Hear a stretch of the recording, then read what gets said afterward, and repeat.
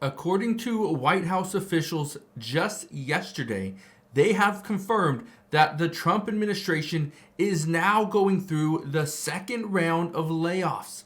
This is going to come and hit federal employees, but many local employees are going to be impacted as well. Even people in the private sector are going to be hit hard. I want to explain what's going on, what we are going to see over the next 2 to 3 weeks, and how many people will be impacted.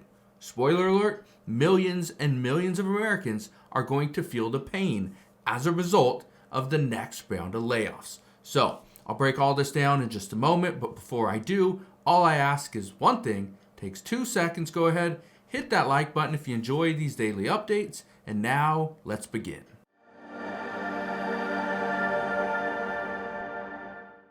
Now I know talking about the second round of layoffs is not a very popular topic, but that's not the important thing. The important thing is you are prepared. I did a video earlier on this morning talking about what you should be doing to prepare for a recession in 2025. The expectation is we could hit that point. We could end up in a recession or potentially a depression, but some are speculating that we are going to end up in a period of stagflation. That's a huge issue. But just look at this. Again, this came out earlier on yesterday. It says right here, Donald Trump's second round of mass firings of federal workers coming within weeks. Here's when the sackings will take place and who all will be impacted. Now, if you don't know what happened the last time, one of the things that the Trump administration did is they came out and they asked all the different federal agencies to put a list together and identify the jobs that are available for elimination. To identify their own jobs, their friends, their coworkers, whose job could be eliminated. That's what the Trump administration asked. Well, it's now time. Look at this right here. It says the Trump administration is planning for a second round of mass firings in federal agencies where thousands of federal employees would lose their jobs over the next few weeks. According to Reuters. It goes on to say, U.S. President Donald Trump had asked federal agencies to file plans for the additional reductions by March 13th. That was a week ago, as part of his ongoing push to reorganize and reduce the size of the government, which has long been labeled as wasteful and inefficient. It says, all federal agencies in the U.S. have come up with their plans to downsize, though the review process is still in progress. That's according to Reuters. There is no deadline specified by the White House to finish the review, yet a source informed Reuters that the White House is hoping to complete the whole process by September's end, according to that report. Again, we are going to have some layoffs here in the next couple of weeks. Okay, that's the expectation. Well, that was the expectation as this morning. Well, look what happened just today. Goes on to say, U.S. Small Business Administration is going to cut 2,700 jobs. Says the U.S. government agency that provides loans and help to millions of small businesses across America, the engine room of the country's economy, said on Friday it will eliminate over 40% of its staff. Said the SBA announced it will eliminate about 2,700 jobs as the Trump administration continues to purge the federal workforce. Yeah, we are going to see some massive changes. Now, here's another problem. And this has something to do with the layoffs, but this also has something to do with the Department of Education. Look at this. This says the SBA will take over managing student loans from the Department of Education. What you need to keep in mind is that just the other day, President Trump signed an executive order to abolish the Department of Education. By doing so, and here's the issue, all those tasks that are still needed, and yet when we eliminate this whole department, what's going to happen is those responsibilities are going to fall on somebody else.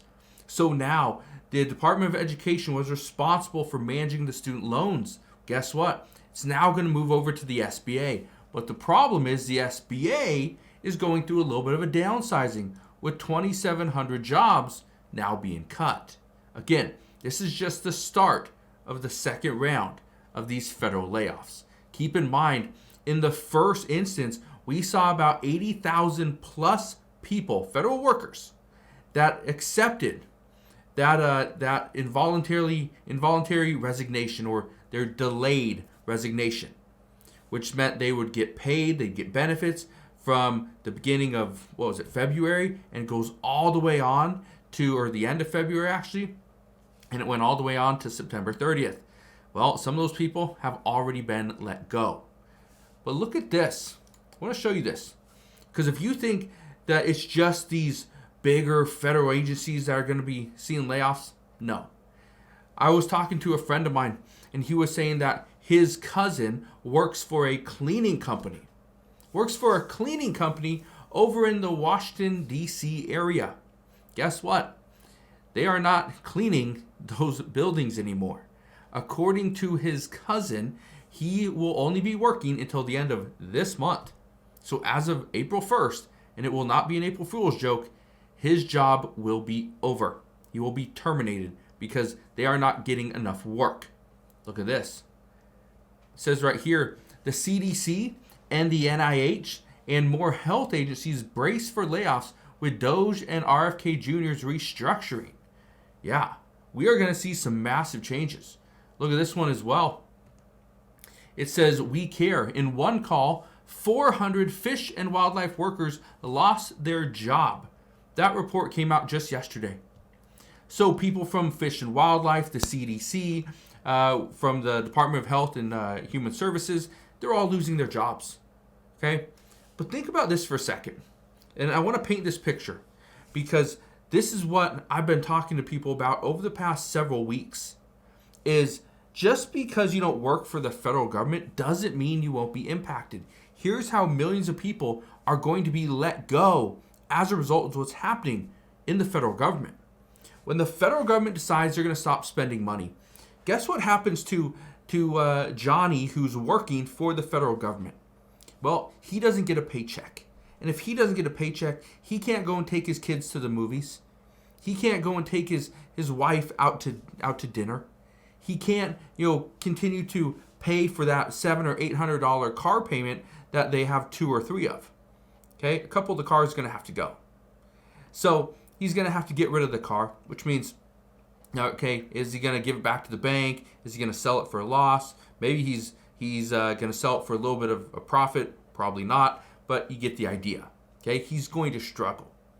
And then Johnny's family's struggling because obviously they can't do all those things. But at the same time, then he can't pay the banks, can't pay his credit card. Maybe the house ends up in foreclosure. Okay, these are strong possibilities. But Johnny's just one employee. Then you got Susie from down the street. She worked at the same department. Well, she lost her job.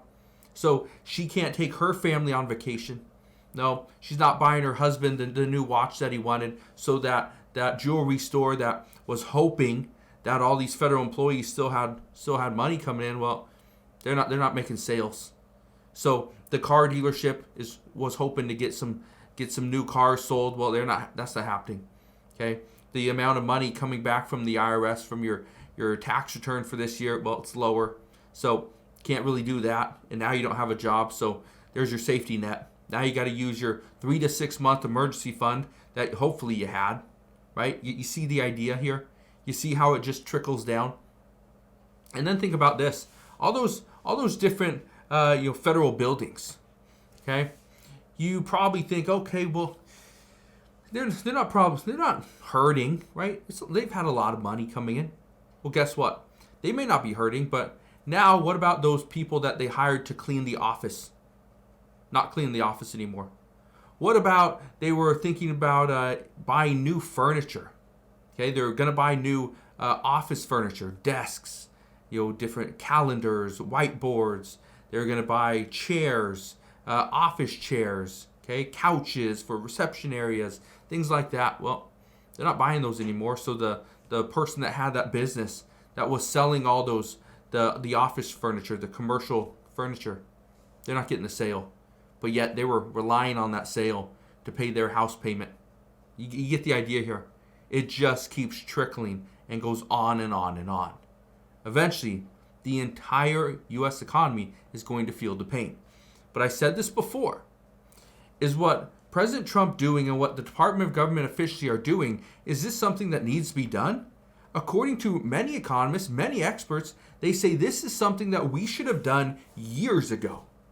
We should have been making the federal government smaller years ago. Some say they even blame President Trump for not doing it in his first term.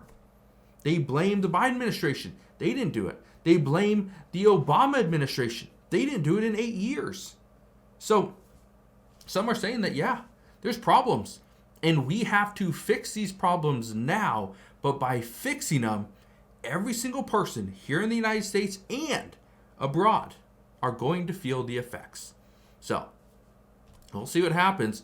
All I can tell you right now is, according to reports, we are just weeks away from seeing a new, large, massive round of layoffs from the federal government and coming down. So as we get more information on this, I promise I'll fill you in on all the latest news and updates. That is what we know as of today. So again, thank you guys for watching. Consider subscribing, and I'll see you guys on the next one.